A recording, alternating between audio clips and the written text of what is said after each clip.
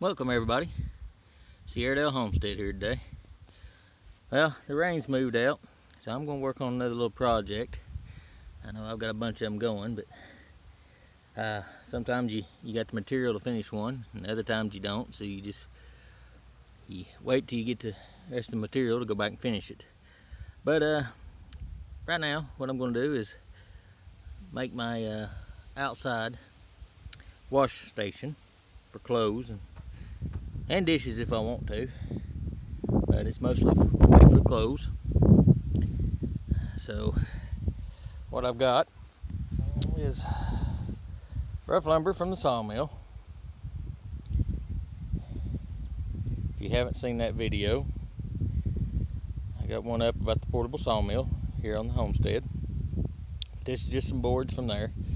I've got to go get another 2x4 out of the pile.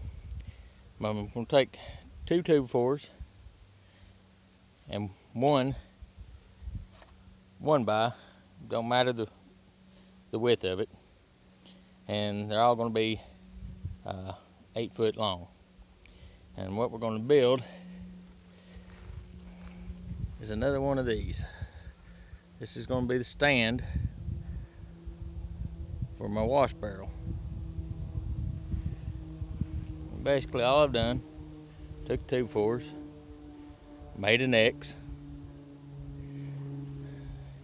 then used the 1x's as both supports and a trough in the middle. And that is, it's pretty sturdy. It's not going to go anywhere. Just make sure that, you know, your cross bracing supports in the middle here are going to be heavy enough wood that to support the wash basin that you put on top full of water and clothes. That's why I didn't want to go under an inch wide board, because you know, once I put 5-10 gallons of water plus clothes and pressing on it and washing, I didn't want these to break, because if these break, these fall off. Then you got a mess on your hands. And I intentionally left this sticking out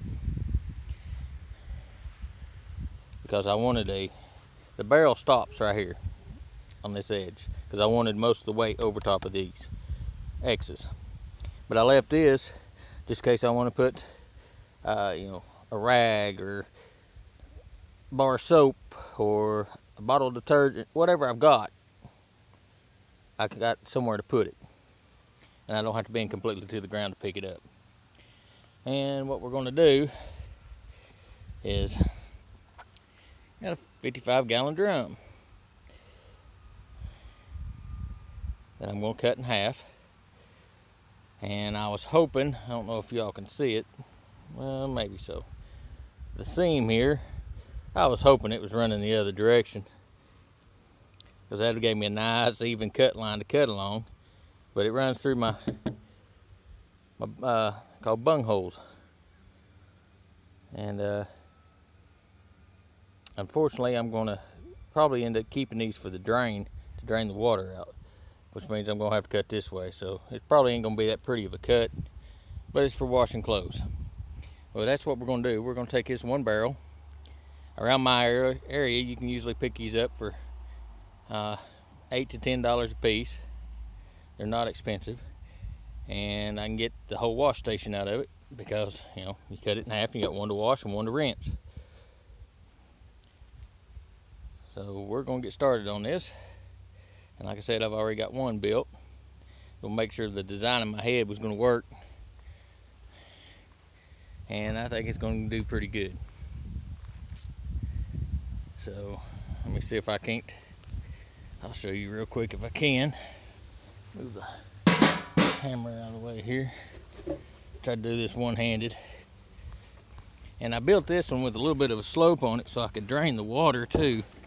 I mean, it's not perfectly level because I want the water to be able to drain to one side. Sorry about the inconvenience there.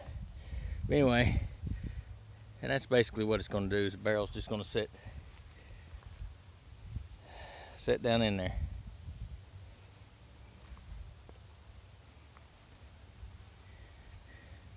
And what I'll probably do is after I cut it in half, I may come in here and just put a screw from the barrel side into the bracing just to keep it, you know, secure where it's at.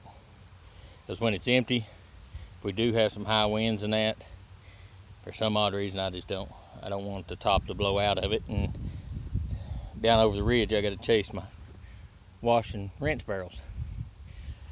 So let's get started on this, guys. I'll be back with you in a minute. Alright guys, I got the barrel cut in half, and I made one side a little deeper than the other because the side I had for rinsing is a little bit shallower than the side I've got for the washing, because, you know, as I wash I'll have clothes soaking in this side, where all I'm going to do in this side is rinse. So I wanted to be able to put more in here to soak at a time, then I just rinse them, bring them out and hang them up. Alright, let's take this over here and lay it up here, see what it's going to look like here. So basically, right there, I'm kind of on a sloping ground right now, so it kind of looks way uneven, but